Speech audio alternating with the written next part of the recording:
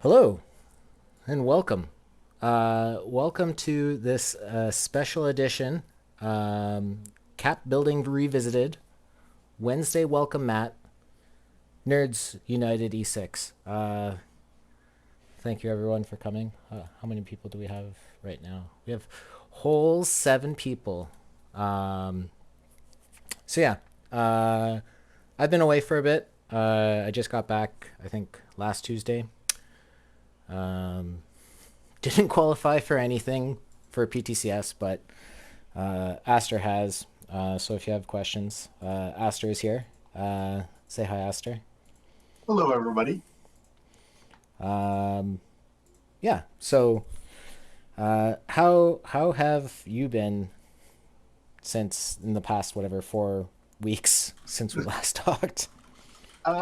Pretty good. I think I've just kind of been in sort of uh low maintenance coast mode for the last month or so. I think I was more focused on PTMS than kind of anything else. Um, the new tournament refresh kind of getting me refocused on thinking about tournaments because a lot of the tournaments had been in place for a couple months and it was just kind of enter the tournament, don't even look at my roster. Half the times I would look afterwards and realize that I was missing a key player that I sold a dupe of or something like that. So definitely less engaged than usual, but I think I'm kind of getting back into the swing of things for hopefully the next little bit. Um, yeah, gonna excited that we're gonna stream tonight. This is a topic that I know a lot of people have been asking for. We did this kind of at the very beginning. I think our very first stream with Durden was on this topic because we recognized back then that people kind of weren't really very comfortable with cap tournaments as a general rule, and so we wanted to kind of open it up. I think that I know I've talked to some people who listened to that initial stream and thought, we're able to kind of get into cap tournaments. So I'm hoping we can maybe do that for some new people um, watching tonight and maybe kind of uncomfortable with caps as a general rule. So we're going to go over some very basic, steps for kind of looking at what the tournament you're thinking about playing, what tournaments kind of are easiest to get started with, and then and then we're going to go build a roster for this Wednesday welcome mat, which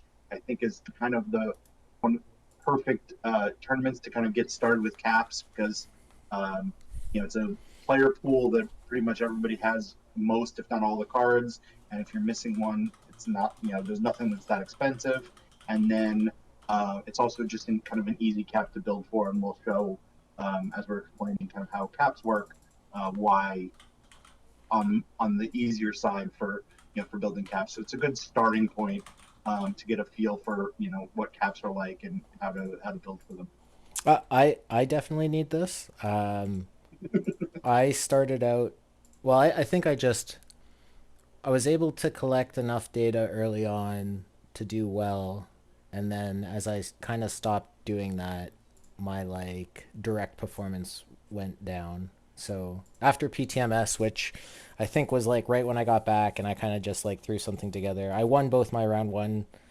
I qualified for both, which I think is unique. I don't think a lot of people did that, but I won both my round one matches, which were good, and then immediately lost round two. But I've went back to my roots. I've been playing bronze quick with my 100,000 perfect point bronze LE Aussie, who won't help me in this build. And No. I've been trying some of the bronze brunches, and just getting destroyed. So I think this is a good refresher for me, and so let's get to it. Okay. So if you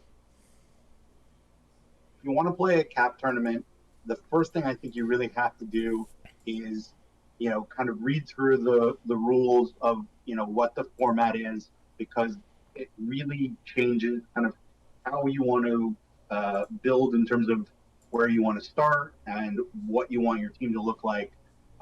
So That I feel like is where you have to kind of figure out what exactly is going on.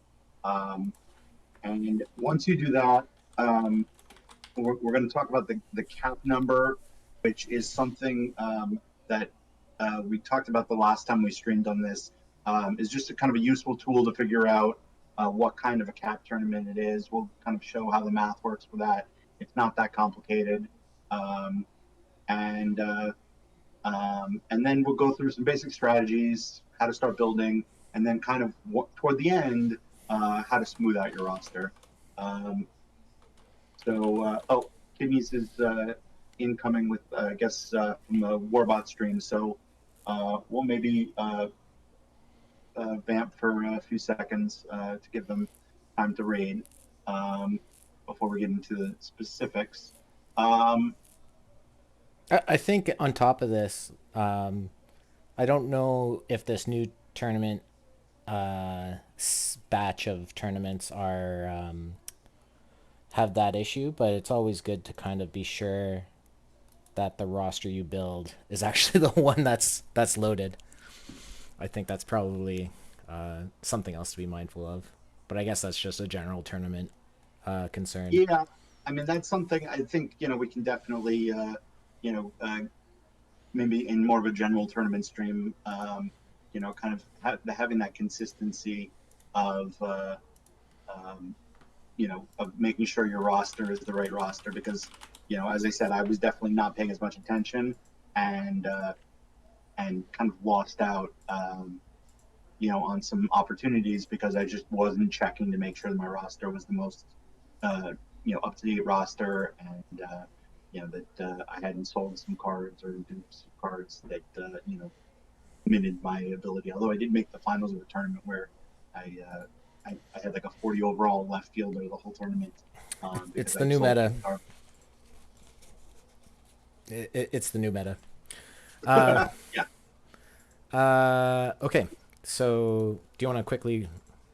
I guess everyone can read the slides. We don't need to reread Yeah, them I for mean, them. to a certain extent, we really the first slide was just what the five kind of main topics that we're going to talk about. So let's just jump into step one, analyzing the format. So for those of us joining us from the raid, first of all, thank you to Warbot and Kidneys for raiding. Um, so usually when I start, if I know there's a new format, I'm going to build a team for it. I start by kind of reading through the details of, the rules for the format, and uh, and then kind of thinking in my head, what is this team going to look like? So we're going to start by doing an analysis for the Wednesday welcome mat, which we're going to build a roster for later. But so it's a 1630 cap. And we'll get into the math part of that on the next slide. But um, it's cards that are high RN floor, so 50 and above, and then low silver ceiling, so 74 and under. So that's the limit of the cards for this particular tournament. You can only play cards that are 50 through 74, and then it's also further limited in terms of the card pool that it's no special edition or limited edition cards. So that takes away some of the more rare cards like the aforementioned limited edition Aussie that definitely would have played in that 50 to 74 range. There's also a lot of tournament edition cards that I think would have otherwise played, but that strips those out. Those are often a little bit more expensive and kind of evens the playing field a little bit. It's a modern run environment, which there's still some debate about whether that means 2010 or something close to that. But basically, this is unless a tournament says that there's a specific year that the run environment is, this is kind of the default, and so you kind of don't have to really adjust your expectations of what type of cards are going to play from most of the other tournaments that have a modern run environment. You have to make some adjustment for the cap environment, but we'll discuss that. But that's not as big of an adjustment. And then also this is default stadium. So again, you don't really have to make any adjustments for the stadium. And that's why when I was talking earlier, I thought this was a really good introductory format for people who haven't played a lot of cap tournaments, is that we're working with the default run environment, default stadium, stripping out the SE and LE cards, just kind of a, you know, Best of uh, what? don't forget best of 7 and DH. So Yes. yeah, And so it's just kind of that's the standard format of a lot of open tournaments, but and also a lot of the cap tournaments. So it's just there's not too many variables that you have to make big adjustments for. You can focus on just kind of the actual cap building and understanding how to when you can't just get all of the best cards that you have for the format. You can focus on that aspect of it. You don't really have to get into any other adjustments for the stadium or it's a best of 5 series or no DH or any of that. So, um, so that's kind of where I start when I'm building for a tournament. Is I look at kind of like what are the basic constraints and what factors do I need to consider, and then the next thing that I do is calculate a cap number. Um, so cap number is basically a simple calculation that figures out what the total number of max players you can fit onto a roster. So if you're doing, um, you know, if you're doing for this welcome mat, 74 is the max. So you're trying to get as many, you know, 74 overall players um, onto your team as possible. Now, that often is not the best strategy, and we'll get into that in a bit. But it it's for figuring out like how tight the cap is. This is just kind of a starting point. Is let's see how many max players so we can get in. So for the welcome mat format, the cap is 1630. Um, now, um, for every cap tournament, the tournament automatically requires that you have to have the minimum player of 50 overall in every roster spot. Even if you don't actually put a player in, it just assigns 50 points of your cap towards each of the 26 roster spots. So that means that before you've added a single player to your team, you've used 1,300 of the 1,630 cap points. That means that you see under 3D2, that means there's 330 cap points to distribute among the players that you're going to use on your roster. And then um, since the max player is 74 and the minimum player is 50, there's a spread of 24 points between the ceiling and the floor. So if you divide 330 by 24, you get 1375 is your cap number. So that's kind of a good place to get a sense of what how tight is this cap. Now we've what had caps as low as 4 and as high as I think almost 20 in various tournaments in Perfect Team. So 1375 is um, um, fairly reasonable. That it's not too tight of a cap. You don't have to make a lot of tough decisions, which again is why I think this is a very approachable cap. the Um, this changes with era. This changes with DHs. Like yeah, no. So how there's definitely factors that you have to adjust for that, right? which I think is the next slide. Yeah. Um, so yeah, sometimes a cap number of 13.75 doesn't really play like that because of a couple of factors. As Exo said, error settings is the big one. You just need less starting spots because you need less starters, and so it just kind of it makes it so it's a looser cap despite what the number says. And then there are some tournaments where there's just not that many usable floor players. Um, uh, for example, the new LD Legendary Cap has only like 240 overall players, and then I think a couple of high irons, and then really not that many bronze cards. Um, so in order to have any sort of bullpen or bench, you have to fill out that floor with cards that are not anywhere close to the floor. The standard cap tournament where the floor is 40, there's a lot of good 40 cards that you can use um, for that. But a tournament like that, when you have to use up a lot of cap points just with your lowest tier cards, just to have somebody in the bullpen or have somebody on the bench for when your starter's retired, the fact that you have to eat up the cap points mean there's a lot less for when you want to try and fit in max players. The third factor that can impact the cap number is the use of two-way players. So certain formats, there are good solid players that can pitch and play in the field on the days when they're not pitching, and that means you just have to you can use them in two spots, and like Bullet Joe Rogan, probably one of the best examples this year. John Donaldson just gave you a lot of flexibility because you didn't have to. You could have a 100 overall pitcher who pitched like a 100 overall pitcher, or pretty close, but then also was maybe not a 100 overall hitter, but was the equivalent of a gold or diamond hitter that you didn't really have to pay any cap points for.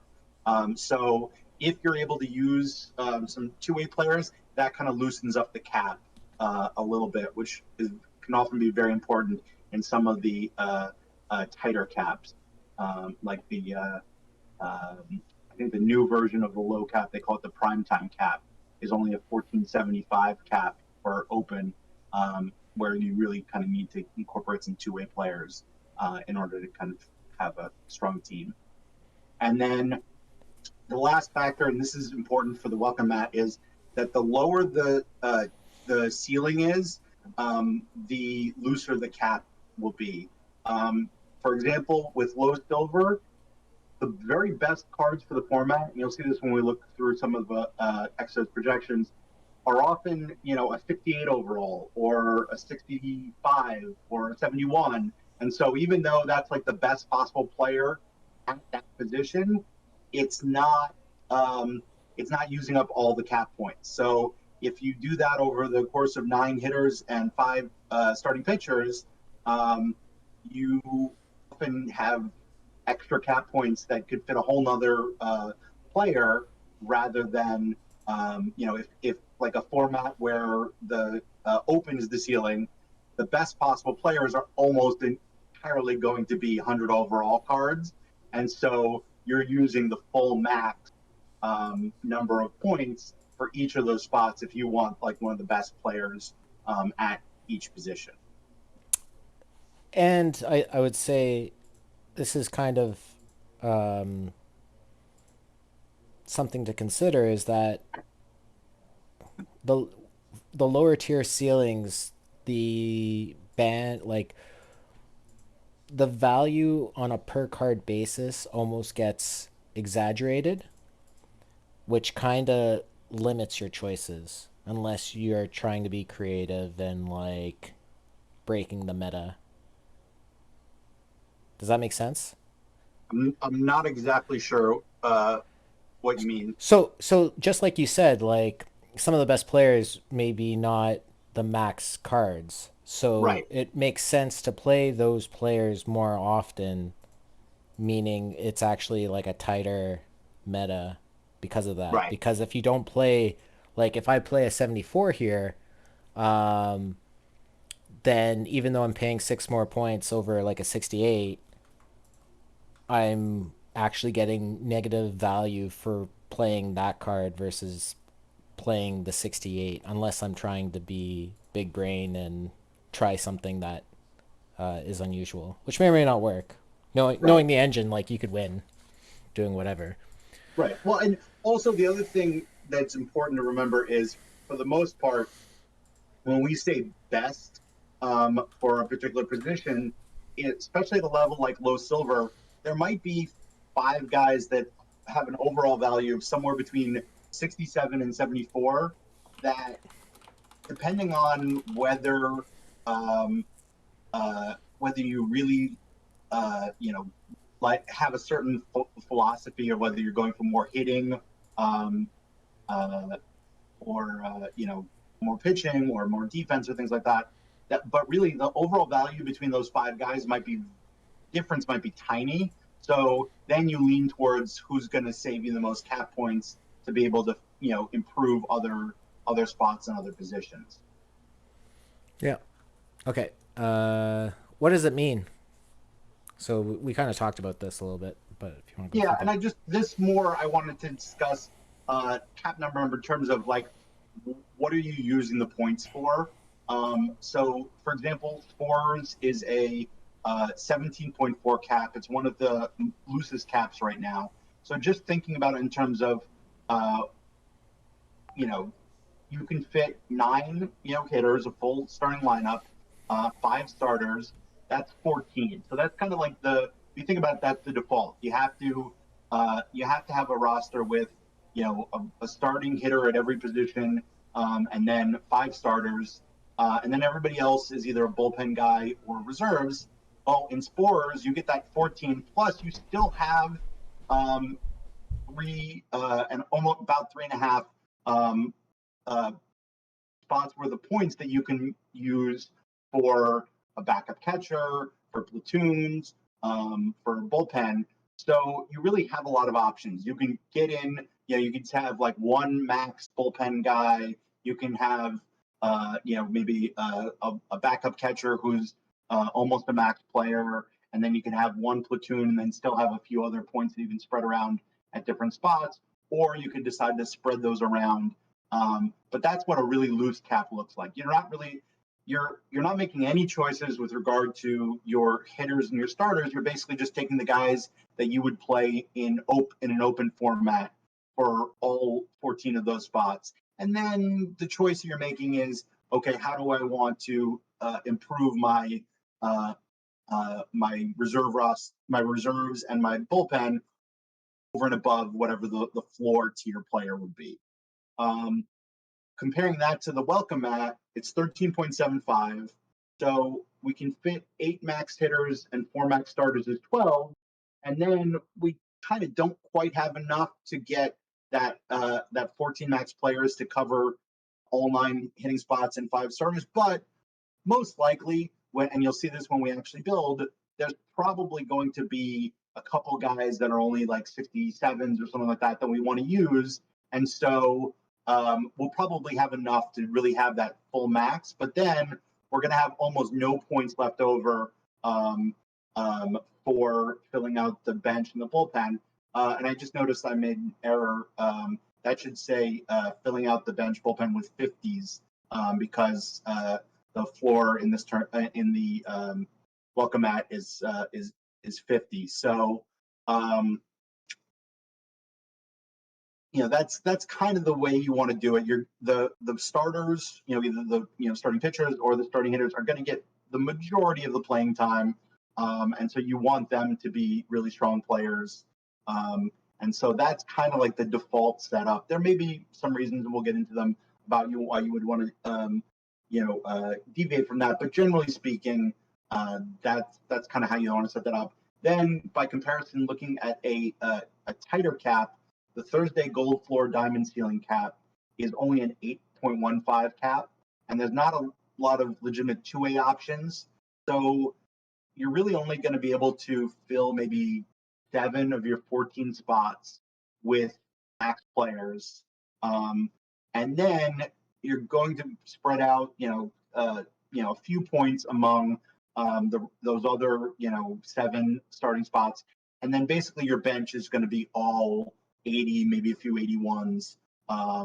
And you really have to make a lot of tough choices. Which spot am I going to use a max spot on? Where is the biggest difference between the max player and the floor player? So that's going to be a much more challenging cap to build for. So as you're starting out, I would I lean towards the welcome mat and spores and some of the other looser caps. But I kind of just made up this slide just to kind of summarize the previous one. okay, So nice. you can kind of see that, there's like, and like you said, that gold floor diamond ceiling, like these are max hitters basically, right? And max starting pitchers. But like you said, as we kind of reduce these values down, then we kind of the fewer max cost players we play, then that's where you get the value. Right. Um, all right, cap strategy. So there's kind of two basic strategies for how to approach cap building. One is kind of what we've already sort of been discussing, where you're going stars and scrubs. You're trying to get as many max players as you can possibly fit, and then spreading out whatever few points are remaining to raise your players above the floor value. Because, like, for example, on the welcome mat, there's not a lot of great 50 overall players. Um, and there might be a few spots where, like, just going from like a 50 to maybe a 52 or 54 really improves the quality of your bench players. That's not going to make a huge difference, but it helps.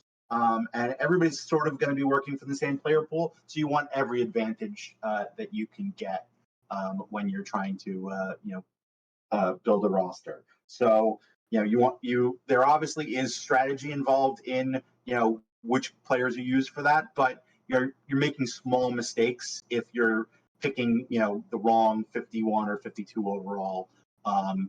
And so you can actually really, especially for welcome mat, you can kind of build pretty easily because it's okay. I have 14 spots where I'm just kind of picking the best player that I think for this position, and then I'm filling out the bench with 50 to 54, maybe 55 players that I think are the best for it. So it kind of polarizes your need to understand like who's good to I need to know who are the very best guys, and then I need to know the guys who are pretty close to the floor, who are just a little bit better than the floor other floor options. The other main strategy is to more spread the wealth. So, one of the things OTB calculates for all the caps is what the average player will be, and so for something like the welcome mat, can't let me see if I can find the 1 second. It's 62. 62. Okay. So, one option would be to say, you know what, I'm not going to hunt my bullpen and use all like 50 to 54 players. I'm not gonna, on my bench, I'm gonna, have two really strong catchers, and um, uh, and I'm gonna try and use the point to kind of upgrade above the floor for more positions. Um, and to a certain extent, that I think there are spots where that works. I think the tighter the cap, the more likely that's gonna work because you're really looking for who are the best value plays, and sometimes there's cards in the middle that are actually the best value. Um, and they're not the max, but they perform close to like a max player. The other thing that I think is a big factor is uh, how strong your collection is versus your opponents or what you perceive your opponents to play. So if you're doing an open cap and you know that you don't have all of the best 100 overall players, you don't have the really good two-way pitchers, you don't have Miguel Cabrera or Chip O'Neill or Joe DiMaggio or some of the LEs like Sandy Koufax, you might say, you know what, I'm not going to try and compete against the top players with lesser 100 overall cards. I'm going to kind of break up some of these spots and I'm going to take advantage that I'm going to have more depth. I'm going to have a stronger bullpen, and so I'm going to use a lot of good, gold, silver, gold, and diamond cards for some of those spots. Now, I don't know over time whether that's a viable strategy. My sense is, you're basically just trying to lower your margin there, and give yourself a fighting chance. But I think it's better than just trying to compete with the whales that have the top rosters, by using weaker uh, weaker max players. And then the third factor that I usually think about when kind of figuring out whether to do stars and scrubs and spreading wealth is how big is the spread between the floor and the ceiling. So we have anywhere from an open cap is 40 floor, 100 ceiling. So there's a spread of 60. But then the smallest spread is like some of the only tournaments, the silver only or gold only or diamond only. Then the spread is only say 80 to 90, 80 to 89. So there's only a spread of 10. So in a tournament where the spread is only 10, often the difference in value of the cards doesn't really vary that much based purely on the overall. The overall is kind of a poor determination of the strength of a player. So when you're limiting the pool to only 80 to 89 cards, you can almost throw out, the overall in terms of getting a sense of who the best cards are. So you really are just kind of looking at the cards, and there I'd be much more likely to play some of the stronger 80 to 84 cards that don't cost you the cap points but are just as good as some of the higher gold cards. Now diamond starts to be a bit more of a difference between the quality of the low diamond cards and the high diamond cards, but you still can kind of spread the points a little bit more in that kind of a cap than you would in like a open cap. That So anything you want to say about kind of how you think about what approach to use? well, when the approach I use doesn't work that often. But we'll talk about that when we get to the building. I think the important part that you kind of touched on earlier is, like, I guess a modified stars and scrubs, where you need to know the high value floor cards and not like min floor cards, but +2 to plus whatever 10, depending on the cap number. I think that really helps. Yeah. Because I guess you'll talk about that here, right? How to start Yeah. building. Okay. So um, so now that we kind of have a kind of conceptual framework of how we're gonna what kind of team we're gonna build, the really question is where did you uh, where do you start?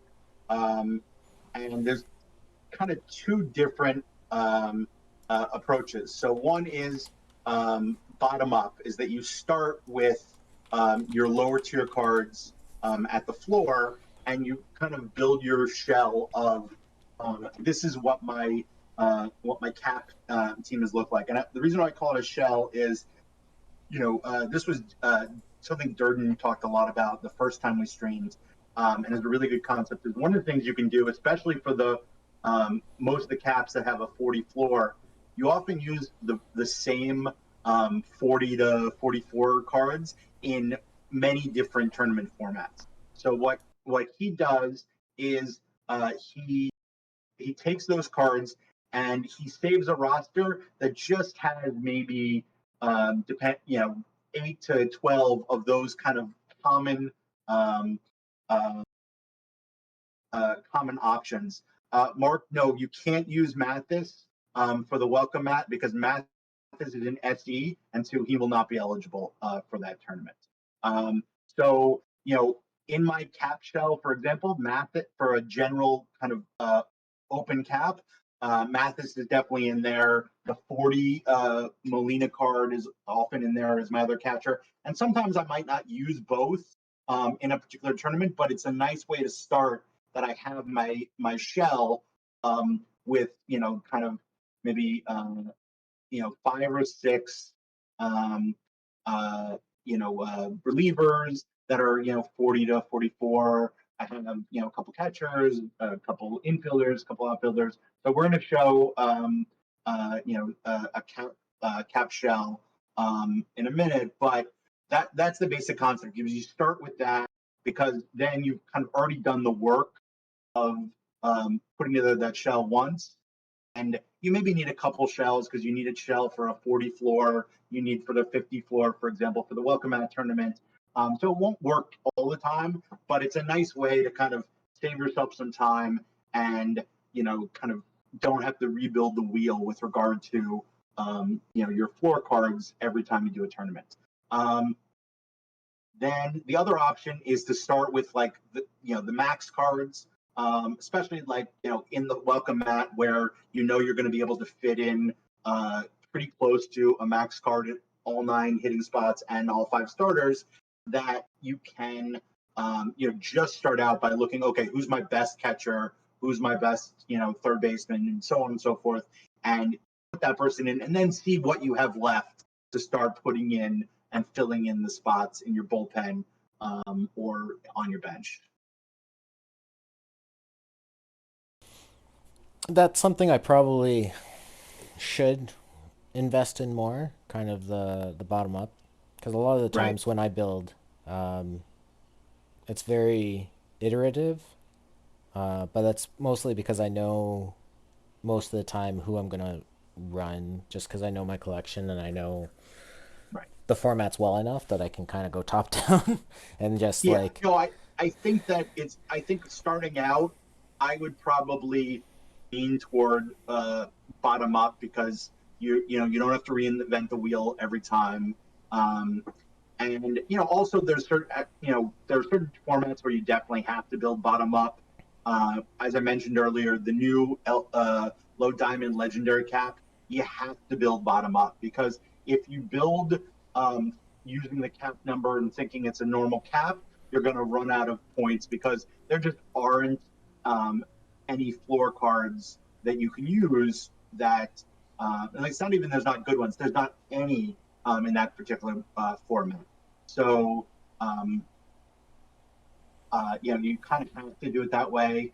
Um, and then I will say that often for very loose caps, I do think it helps to do top down because you want to make sure that you're getting all your best cards in and then seeing what you've got left. Like for example, for Spores, you're going to have a top a max player pretty much at every position and then every starting pitcher, and then you still have a lot of points to work with. So if you went bottom up, then you very often will just have so many points left over between your shell and then if you go to your max players, that you probably are going to delete a lot of those normal shell players because it happens to be such a loose cap that you can kind of be a little bit more free with your points. I Um, guess I guess another reason to build with a cap shell is that you eliminate complexity that way because like I'm always going to be running these 5 relievers and 2 of the backups. So instead of right. making 26 decisions, you now know you have to make whatever 12 decisions or what Right. 19 decisions. Yeah. No, it definitely. And we'll get to toward the end. Often you'll have to kind of smooth things out and fill in the gaps and make sure you have some balance in your roster. But I did think it start from a blank canvas every time is daunting. So if you have the shell and you can start from that, it works really well. Okay. Okay. So this was just a screenshot of a cap shell I threw together. Um, as I said, I don't typically build this way just because I've played enough that I know all the shell cards, so I just kind of go through and add them in each time, and it's part of like what I like about the game is building the roster. So I like going through the exercise every time. But just to kind of go through some of these cards, as we talked about Mathis, and then the 40 overall Jose Molina, in a lot of caps, especially tighter caps, I'm probably going to not spend um, uh, you know any cap points really on catcher. So it's just the 10 points for Mathis and then nothing for Molina. Um, and yeah, absolutely, DMC. I save this. I have it as cap shell 40 overall. I think in the past I've had like cap shells for the different floors.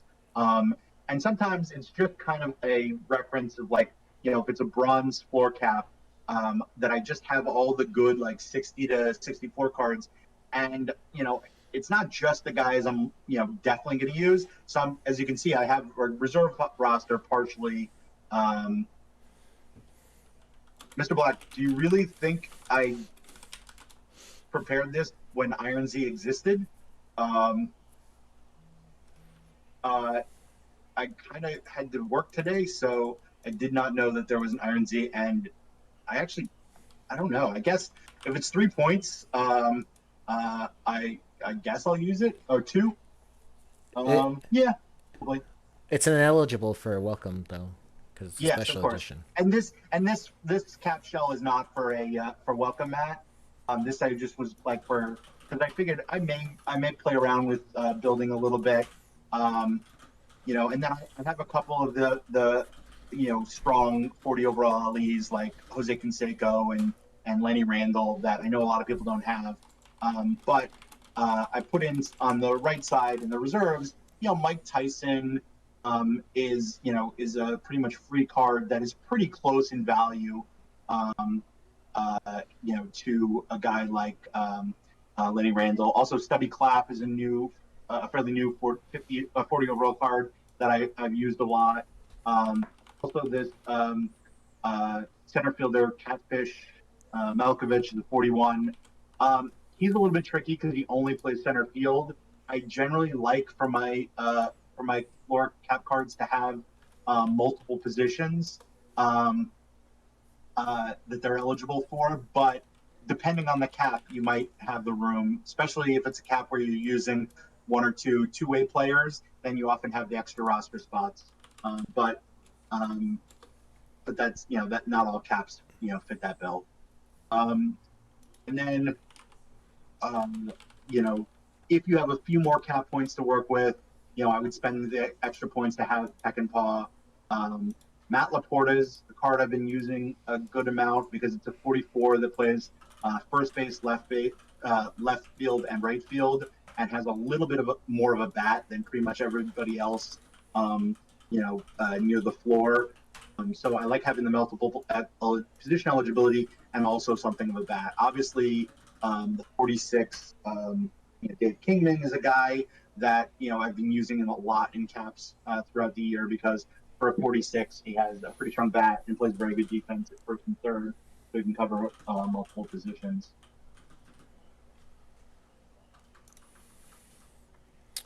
So if we've kind of so let's say we started with a cap shell, and so we have our kind of usual bottom tier cards, and then we put in like the max player at every position. We often end up, I find, and even if you go the other way and start with the max players, and then throw in some of those cap shell cards, you'll often end up with like 20 to 22 roster spots, and you'll have a few points left over, and you kind of gotta have to figure out, where can I use my one platoon, or am I going to have my one solid reliever? And there's a couple of things that I like to look at. Let's think about this in terms of the welcome mat. It's a modern era, so I want 5 starters and 7 relievers. And I want 9 starters and 5 bench players. But specifically with regard to the bench players, generally you want a backup catcher who's gonna just backup at catcher. Sometimes, you can afford to have them also, um, you know, maybe covering another position part of the time. But generally speaking, the backup catcher is just going to be, the backup catcher. And typically a backup, ends up playing like, you know, 35-40% of the time. So it's important to have two catchers, and that's all they play. You generally speaking, in terms of using those other four spots to cover eight positions, um, each of the other bench guys need to cover two spots. So typically, the breakdown is I have somebody who covers second base and shortstop, and then a first base, third base. Although sometimes it'll be a first base left field or first base right field, and then and then usually an outfielder who can play center field and one of the corner positions. Uh, Guys that play three or more positions often don't really help that much. And I really try and avoid having somebody cover three positions as a backup, because what happens with that is um, often what that means is that you're gonna have a guy who doesn't, if let's say you have somebody covering left field, center field, and right field. The left fielder will, let's say, sit game 5. The center fielder will sit game 6. The right fielder now has played games 1 through 6, and is probably so exhausted and is really going to play poorly. And it's a game 7 where you care a lot about having your guys rested. So you really want to avoid that. And you can fudge it. That's all. To your question, you can kind of fudge it a little bit with the DH, but usually what I'm doing is I'm having one guy's second and short, one's first and third, one's center field and left field, and then the last guy is my right field slash DH. And obviously you can mix that up a little bit, and you can have a second utility role, to kind of cover that a little bit. But I find the secondary roles don't work nearly as well.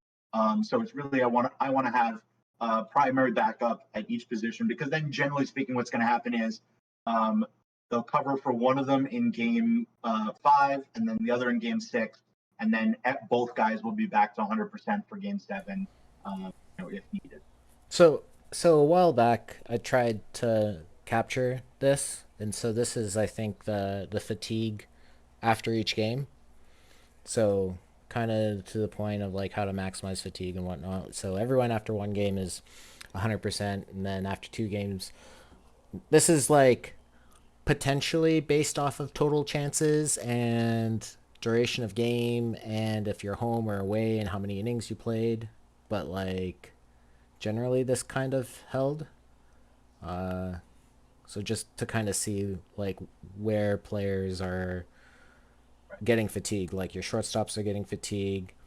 Um, After 4 games, your like catchers And are then the next one. there's no rating for this in game, but there's clearly certain players that, for whatever reason, fatigue, fatigue faster than other players. And so some of it is, I find if I'm playing like a particular format, like if I'm playing, gold quicks, I'll start to notice, guys that, fatigue faster, and you maybe have to make small adjustments. But in general, I think you can kind of, go by the averages and what's typical. And so, and the big thing to remember is that a guy who drops off from 100 to 89 is not going to perform horribly. The problem is that the next game after that, they're going to often drop off to like 40, and then if you play them the next game, it goes down to like almost 0. So, and oftentimes at that point, it takes multiple games of rest before they get back to 100. So, uh, yeah, I do think that it really helps to kind of limit to only having two player backup 2 positions. That's kind of my pretty hard and fast rule. I very rarely deviate, and it's only really when I just can't can't put together a roster any other way because of some other constraints. But would you have your DH backup position? Um, I sometimes do that more often where like I've got like a DH who has passable defense, um, and I will kind of put them in there maybe at one position as the primary backup player, and then I can. But then I also need the backup to the DH to be somebody who's not also backing up two positions. So often I'm only doing that if the DH is actually a passable defender, and so I want to get a better defender in for when my starter's tired, um, rather than to like take any spots away from my other bench players. Because ultimately, I guess the problem is unless it's a cap where I have a lot of extra bench players to use, and where they might be like mostly 40 overalls. If I've got like a Greg Luzinski as just like a designated DH bat, but the actual DH can play some position in the field, then maybe I would do that a little bit because I'm only bringing in Luzinski to DH when the DH is playing another position, and so I can get away with it a little bit better. But in a normal modern environment, I just think that you're gonna get hit somewhere, and I find the AI just has trouble with kind of multi-step process where it's like, okay, the left fielder needs to rest, so we're gonna put the DH in left field, and then we're gonna have the backup DH play DH, and if that backup DH is also covering another spot, it often doesn't matter in like games 1 through 3 and often in game 4, but in game 5 where there's often several players that are somewhat tired and you're trying to get some of them to rest that day, um, you run into a problem if the DH is covering another spot because he's fully rested, but then the guy who's the backup DH is probably covering for another position. Otherwise, it's kind of weird to have him, as somebody who's only a DH. Then you probably are covering another position with 3 players anyway. Yeah, and You follow me on that? this kind of goes into like we're under the assumption that we're doing 12 pitchers, which Right.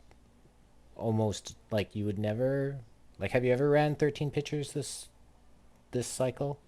I have often if in a cap if there's a couple of 2 ways, Oh, right. then I've used like kind of the extra roster spots to have a 13th pitcher, um, and so that would be one situation.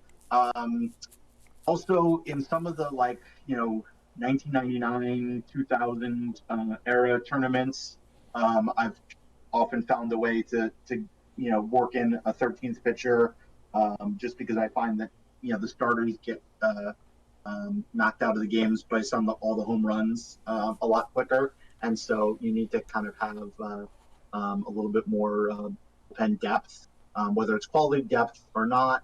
Um, but generally speaking, in modern environments, I'm going with 12 pitchers and having 7 guys in the bullpen. Okay. Um, let's go to the projections. So if I do this and then do this Okay. and then do this. So you got the data for this, so explain where the data's from. Okay. So this is from the Daily Low Silver, which is an open tournament, and it includes data with some of the LEs and SEs. So we took those out so that you don't see them because they're obviously not options for the welcome mat. But these are the top low silver and bronze and below cards. Um, Competing solely against each other in the low silver environment. So people are obviously playing some high bronzes and stuff, but like nobody's playing 50 overall cards in low silver. So to a certain extent, some players will benefit facing those weaker bullpen. Some hitters cards will face will get a benefit from facing weaker bullpens. Also, some of these starters, will get to face a 50 overall hitter because of a rest day for a starter. But this is a pretty loose cap, so the most matchups are going to be these top pitchers against a top hitter, level. So I don't think these, don't treat these as gospel, but I think this is a pretty good estimation, of these are the guys that you want to build with. So first of all, to go to the point that we made before about this being a particularly loose cap, as you can see, the top two options based on these projections are bronze cards. So we talk a lot about max player, but you save 7 points with Castillo, you save 5 with Giolito. That's already halfway to an extra max player, just because you're playing two of those guys most likely in your starting rotation, and you're getting um, you're getting two of the best options, and you don't even have to spend full cap points. Um, Griff McGarry does cost the full 74 points, but he's a card that I like a lot. I've been using in low silver and even silver for a while now. It's a splitty card, but it's a card that I've used a lot. So he's the guy that I would probably very closely at. Um, Does the stamina? So these guys are obviously kind of like a step above, other than McGarry being very splitty. But like, does the right. stamina kind of hint that maybe where at least with like Castillo and Giolito, you might want to take those excess points that we're saving and invest them kind of in like a 46 or a 47 bullpen piece Well, you mean like 50, or whatever, 657? Yeah. 56, 57. Yeah, But no, I definitely looking at this. If I'm gonna play, and especially if I'm gonna play Castillo, Giolito, and Griff McGarry, if I'm gonna go with all three of these, the top options based on the performance projections, then I'm probably gonna need to think about building a stronger bullpen than the default. Now I'm putting together the points to do it, but that might lead me, even if I do that, I still probably may consider only using two of the three, and most likely McGarry would be the odd man out, just because I don't know if I want to have three low stamina guys. Generally speaking, I feel pretty comfortable that anybody with the stamina over 60 is going to get me 100 pitches, and it's not like in the default run environment, that a guy with 90 stamina gets me that many more pitches. So I don't worry too much about it, but I do think in a tight cap, it's definitely a major factor. In a looser cap like this, I I'll I'll definitely think about it, and I'll probably look to try and get maybe two or three starters that have 90 plus stamina, and that way I have a little bit of flexibility to get to use two or three of those top guys.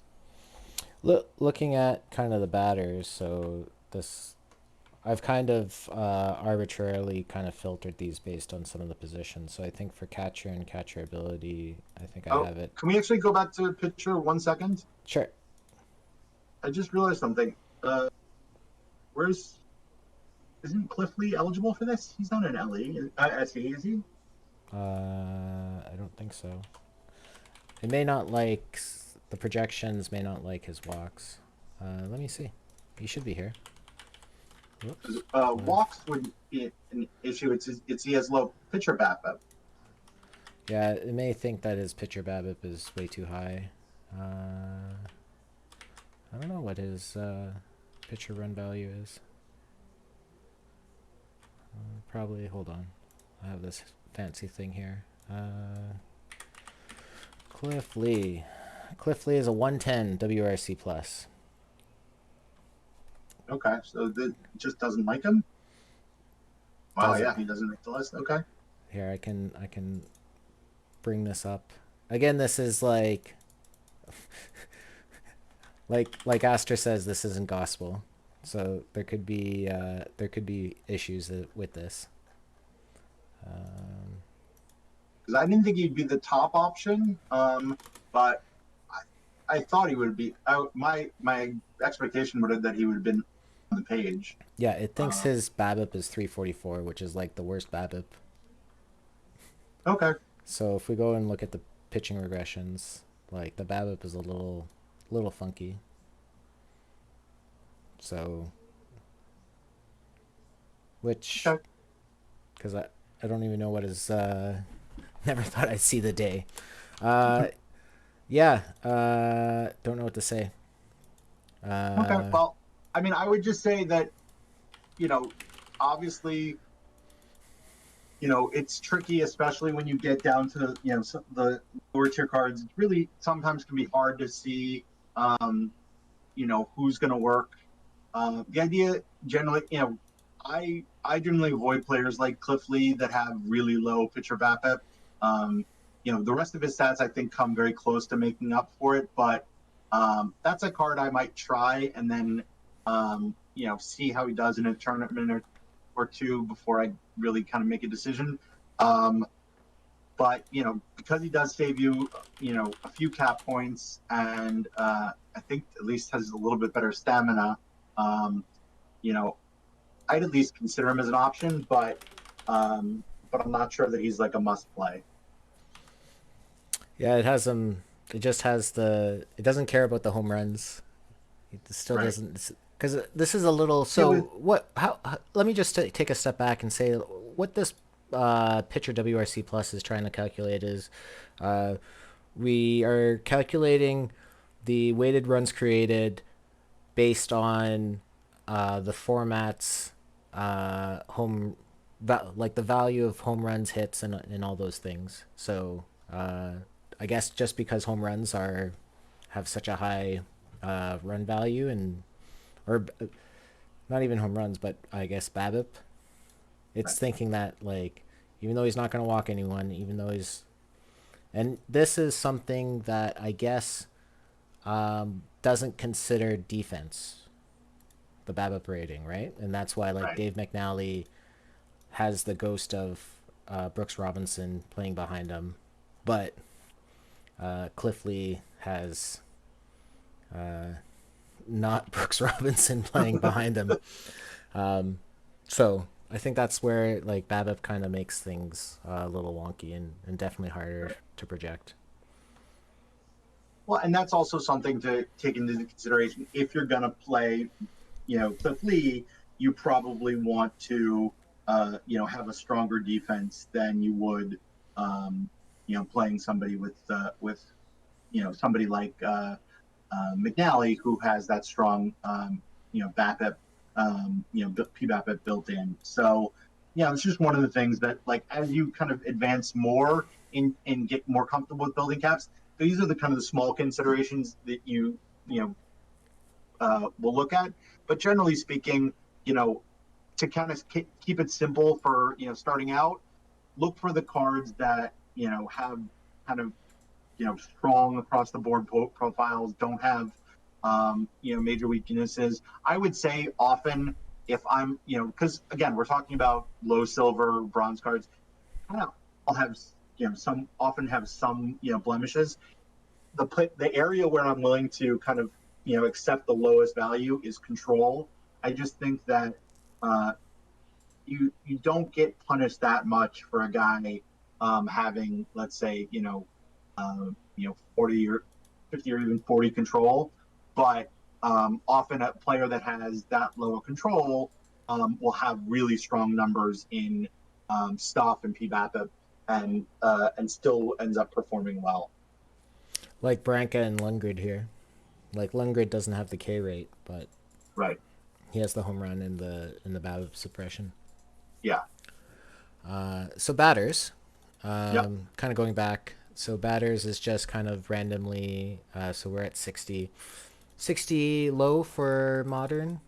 Do you want to do 90 and lean in, or do you want to do? Um, We could do 60. I mean, yeah, sure. Um, I mean, I think if you do 90 for catcher ability, there's just not going to be that many options. I guess I could be curious, other than Roberto Perez, to know who they are. Benji Molina. Benji Right. Okay. Molina. What is this card? Oh, you haven't seen this card? No, I've been under a rock. They don't have this card in Japan? No, they don't have this card in Japan. Oh, Okay. I think he actually came out since he got back, but he's he's a very splitty hitter. But he's is the best. I think he's the best catcher ability card for this format. Um, so if you throw left-handers into him, be wary.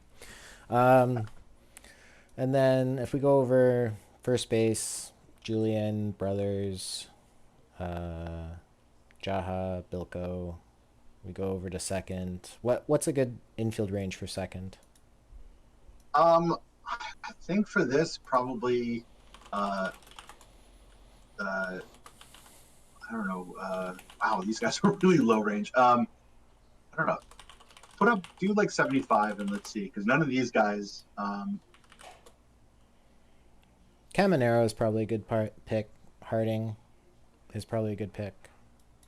Yeah, We come over to third base. I should probably put arm in here instead of range. Um,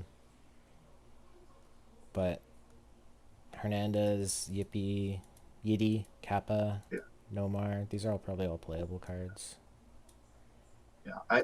One of the things, just as kind of a uh, looking at this card pool, when in doubt, you know, I think uh, the low silver future legend cards are going to be, if not the best option, are going to be a very solid option at a lot of positions. So you know, that it's not automatic, but if you're kind of trying, if you're not really sure, I think that's a good place to start. And then shortstop, I don't think there's a, you know, a ton of good options. So I think as Jaylee says, Bill Hall definitely starts looking very interesting. And for those who didn't play much Silver at the beginning of the year, Bill Hall was kind of the answer in you know Silver tournaments, and not even just low Silver. I think in Silver tournaments in general, he was kind of the guy for a little while.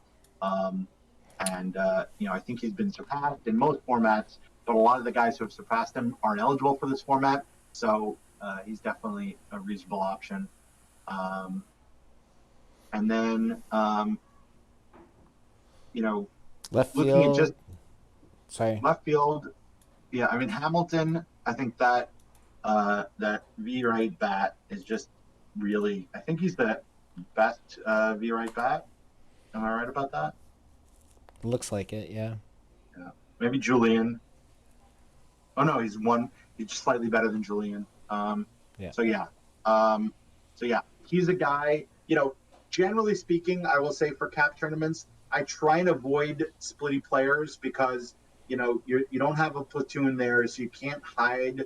For example, you can't hide Josh Hamilton against lefties. He's going to have to play against both, you know, righties and lefties.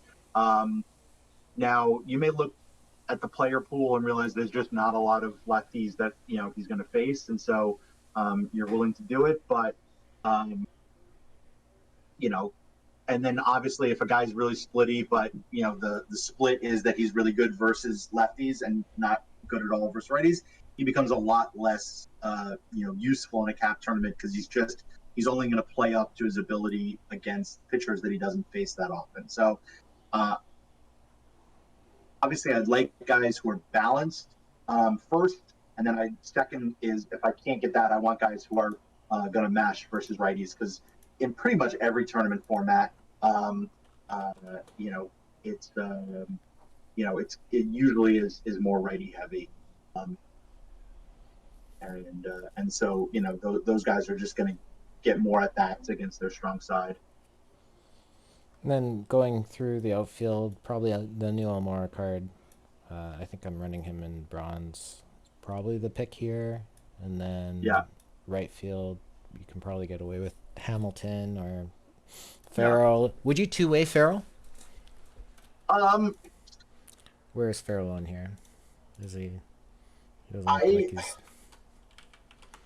I mean, he's a low key backup pitcher, and Oh, he's worse than Cliff Lee. Okay. yeah, I mean, he's a guy that I think I might play just for his bat, and then kind of have as like an emergency option. Um, To as play him this in right as field. yeah, I could. I think you could, but I don't think you get enough. That's one of the things what I was talking about. I just don't think. Um, the problem with using him for in the bullpen is if he starts the game in the outfield, he's never going to be brought in the bullpen. And then if he didn't start that game, that means you wanted to rest him, and so you don't really want him coming into the game to pitch in a game where he's supposed to be resting, because then it prevents the ability to rest to be able to play, um, in the outfield the next time. So my thought is if I use Farrell, it's going to be because I think he's a good enough hitter, which I think he's probably borderline. I mean, he's not as splitty as some of the other options, but I don't love him. Um, and but I don't think of him having any additional value for as a two-way, just because you're not going to. I don't think he's good enough to start. Um, and um, and then he just, he really doesn't. He won't ever get any use, and any use he would get in the bullpen is going to hurt you. So Okay. So let's start building a roster. okay, I'm gonna I'll minimize this, and then hopefully that's still visible, and then I'll unhide that, and then I'll come here. So this is a full roster, like an empty roster. You guys can't, oh, clicking the wrong thing, moving the wrong thing around. Um, so maybe I'll just hide this for now. So let's yeah, start. Let's do the what I wanted to do is let's do if I do this, I want to do the cap shell. So okay, if I go look at irons and I go look at pitchers, iron pitchers, um, I'm probably gonna play Lundgren. yeah. Uh, The new Yeomans, I think, is a great option. so let's throw in some of these. Filter, customize overall is between, what is it, 50 and 59. And we want hide dupes. We want all pictures. And we wanted snapshots. So he's a PBAB guy, Lundgren. So we're going to put Lundgren in. Yeomans, I don't know if I have a Yeomans. So I might have to just. I didn't. I'm doing pictures first. I always like to start with pictures. That's just a weird um, quirk I have. And then I kind of go back. All right, so someone is gonna get 3K. Congratulations. Now I have two guys. Uh, Well done on funding 1/4 of a exclusive pack for somebody. yeah. Romo? No. Oh, Vito. Why is Vito there? He shouldn't be available. Hold up. Why wouldn't he be? Oh, Isn't it high? Isn't it? yeah. Yeah. Why is it showing you? Oh, because we don't have it on high iron. Okay. Whoopsie. Uh, just a moment. Is this kind of We have the recalculating? hashtag professional thing in here. Yeah. Bunker? Lightfield? Lightfield I like. King Cole I think is a 50 that is not bad. Um, So hold on. Let me go back here. Where is King Cole? He's a hardware hero. Hardware hero, King Cole. Who's the other guy we wanted? we're talking about Lightfield. Lightfield. Is this too much in the bullpen? Too much. Too much what? Like invested too much? You Because right kind of now shrunk it we down, have, so I can't quite see. But we well, spent we've spent 13 points. No, I wouldn't. I don't know that I'd spend too much more than that. At least, kind of building out a shell. I'd maybe add. I'd say for right now, let's add one or two, like close to 50 overall players, and then we'll kind of come back at the end and see if we have any points left. Okay, so if we Because come back here, because this is kind of like a soft ceiling, I just don't know how many, kind of for some of our max players are going to be bronze cards that we're going to kind of um, available. So Johnny Vandermeer, I think, is a 52, a decent option. floor iron. Oh, because it's high iron. 52. Yeah, I think he's an option. Mm, what's his name? Johnny Vandermeer. Oh, here he is. Yeah. Yeah, that works. He'll strike out a bunch. It likes Pina, but just because of the P Babip. Right. Yeah. Uh, it likes Headland. Likes there. Something that I've been kind of doing more is like I feel like for bullpen I kind of want maybe 70. Um, Daniel Bard. What do you think of this splitty card?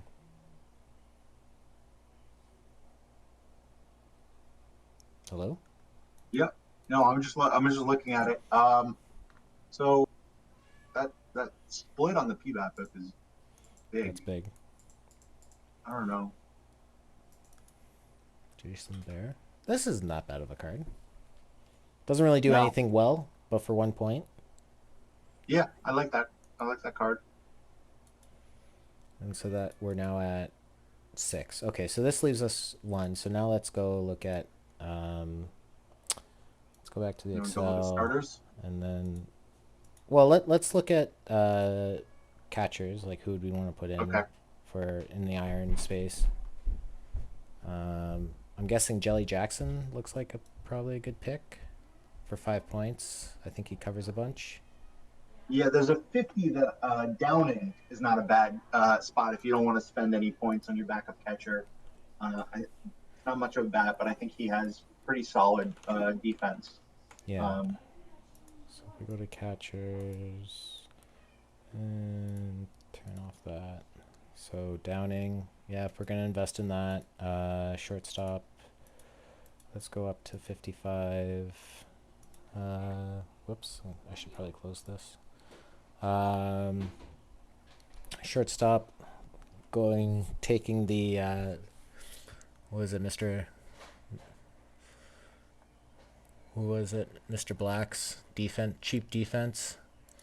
Uh, well, Tivanow is a guy that um, is a serious option just because you know he has really elite defense at three positions, and I'm obviously not going to use him at all three, but just the flexibility to depending on who else I use, um, I would definitely consider him. I think Dick Egan has some nice defense.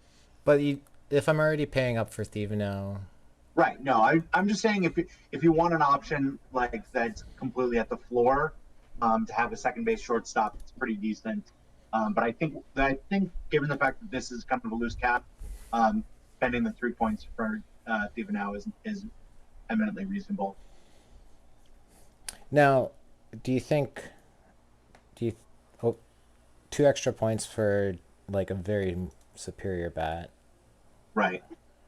It's Yeah, probably I think now you could also um, could possibly even use if you're using Thiva now at second and short to have Jelly Jackson at like doesn't he have decent third base defense?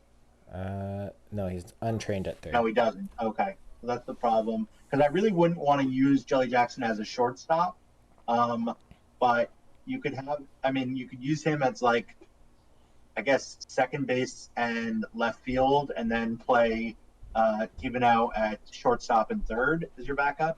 Um, Oh, okay. that's an option. Sure, let's do that. Okay. So Theveno's here, and then Jelly's here, and then we probably need a center fielder, outfielder. Doethit? What, I'm having trouble seeing. What's Duke's overall? 53. He's 3 points. 53. Well, especially seeing, the only you're if you're pairing him with Almora, who's only a 58. Um, uh, the only thing about Duhit is, we were talking about before, the fact that he only plays center field may give you some difficulties with covering all of your spots defensively. So The he is counterpoint is okay, that going back to the sheet, right, our corner outfielders are very, very splitty. And right, therefore, like, I could get like a bronze, someone bronze to kind of go in for Hamilton. So could like do Hamilton and Dink maybe. okay. And I don't know if that gets me enough points. If I do, well, you're saving a lot of points with Almora over so you're kind of opening up, close to another max player. yeah, But the point still stands that if you're doing Almora and Duhit at center field, then you know if Dink is platooning and also probably covering another position, you're kind of now going to have two more. You're going to have another position that you just don't have anybody to cover. So right. I think if you're planning on using Dink uh, as a platoon with somebody like Hamilton, then I feel like you definitely can't use Duhit. You have to use somebody um, in center field. Also, will play one of the other corner outfield spots for you. Because right now we have Almora, we have Downing, uh, we have our bullpen, all middle Yeah, relief. we're running short on time, so let's We'll export maybe. this as -1 cap shell. Okay, so we have our cap shell now. Yeah, Okay, now let's go pick the big bats. yeah. So go back to Excel, go to Silver. So probably going to play Roberto Perez at catcher. I'll put this down here and minimize it. Hopefully people on stream. So catcher. The easy way is to sort by L10. Actually, let's go look at pitchers because we should probably do that too. So Castillo, Sure. Giolito, um, pitchers. Uh, where's Castillo? Giolito. Giolito is a, what's his card type? All Star. Should probably know this. Why don't you just sort by overall and then go to 69? I feel like you're. Sometimes I like to do things difficultly. I know, but I'm trying to help these people who have no idea what they're doing, and I don't want to make it more difficult for them just because that's the way you like to do it. Yeah. Okay. So now that we have two of our starters, probably also we'll throw McNally. So if we scroll down to 64, uh, uh, uh, uh, uh, go all the way down because I like McNally. I think he's a good pick. Yeah, Now here's where I'm kind of differ. Like I don't like the big splits on these guys, like you said. I'll right. probably go for Force. I'm Okay, guessing because he's a little worse, or he's a. It's more equal performance, I would say. right. That makes sense. Um, so how do we have? We have Leos Castillo. We have Lucas Giolito. We'll have Bill Force. We have Dave McNally, and now we need an SP5. Um, who doesn't have a lot? Tom Sturdivant, maybe. No, probably want someone who. There's probably more right-handed batters, so. Um,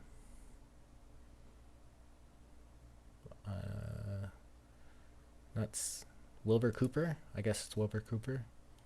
Yeah, he's a reasonable option. I've used him in low silver. So snapshot, and then we have. Do I have a Wilbur Cooper? I do have a Wilbur Cooper. So he's there. So One just kind of more advanced consideration is I would probably split up Castillo and Giolito in the rotation because they are lower stamina. You figure that the bullpen is going to be more necessary, um, you know, and so you'd rather have a game in between where somebody's still might get shelled, but better to have the chance that the bullpen gets a rest on the day in between. just being OCD. I thought you were the one with the heart out. Yeah, yeah. We Okay. can. The hard out is soon. Okay. Okay, so we have a few more. Now let's look at some of these batters. So Roberto Perez, Edward Julian probably will play. John Jaha. I don't know if we have the ability to um, play all of them, but I think Caminero was a pick. So given what we kind of have a sense of what the cap is, I think shoot for trying to get whatever the best guy is. We've definitely spent some extra cap points on the bullpen and the bench guys, but I would probably start with because the worst case scenario is if you build a full roster and you're a few points over, then you can just make a few adjustments. If you try and start adjusting right away when you're starting out, you're probably going to go too far in one direction. So I would kind of just pick the guy you like and then put him in there and look and see if if you when you add everybody up if you've got a problem or not. Okay. So I just find that's easier than really kind of putting the stress of oh my god, can I really put in a 73 here? Should I be trying to save points? And then if you get to the end and you're 10 points over, you suddenly have you have to look at maybe some lesser options, in a spot or two. But if you kind of are constantly thinking about that, you're probably going to end up with way too few points spent, and then that creates then you're going to have to go back and make a lot of changes. So I'd rather kind of put the guys in that you want and then see if you can fit everybody. Okay. So we'll stop here. This will be whatever my shell for now. Okay. Or not my shell, but my welcome mat. Right. Hopefully, this is helpful. Yeah. But with us returning and with the tournament refresh and all that, we do have a giveaway for 10 packs. We don't do this very often. But yeah, so it's 10 PT24 standard packs. It's going to be a 2-minute giveaway. I'm going to start the giveaway. Is this going to work? Did it start? Oh my god, it did start. Yep. So, okay. Exclamation point raffle. So while that, yeah, exclamation point raffle. Yeah. And then in the background, I'll continue to add guys to this team. Okay. So let's see. So I need some outfielders. Go back to here and we look. So Van Heltren, probably okay. Batters, all outfielders. Van Heltren is a 74. Do I have it? I thought I saw him. Yeah, he's here. While Exto's working on that, I'm just going to throw out a couple of more announcements. So, as always, our DMs are open. If you have questions about, any strategy stuff, feel free to shoot me a message on Discord. If there's something we went over tonight that you're not understanding, obviously we tried to go through a lot, so we went fairly quickly, and I tend to try and put a lot of content into a short period of time. So if there's anything you want me to walk you through, just let me know.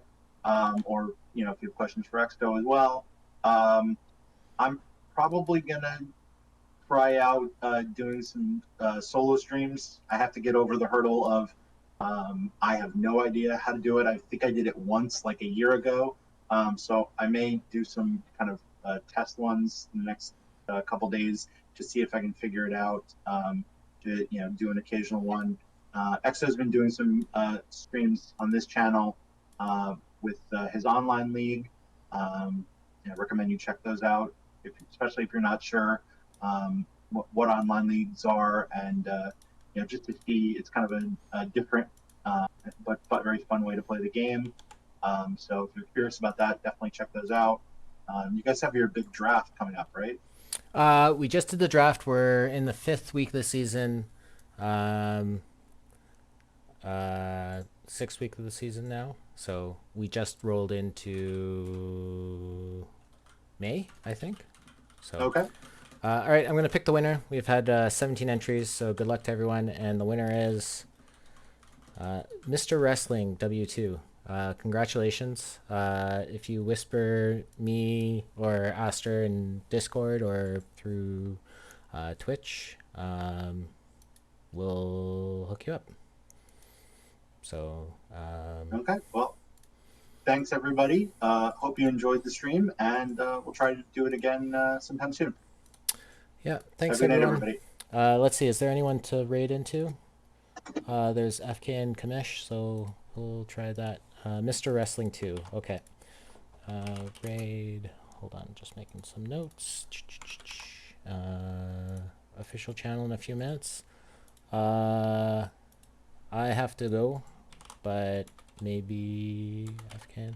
I think there was some stuff about not like them not streaming. I don't know. It was very confusing. Why is this not? Okay. Well, most Copy likely, link. if Okay, here we go. Oh, they're there? Okay, so we'll raid into that. What is that? OOTP developments. That wants to load. Copy link. I've never done this before. If I do that, then we should be raiding. And yeah, so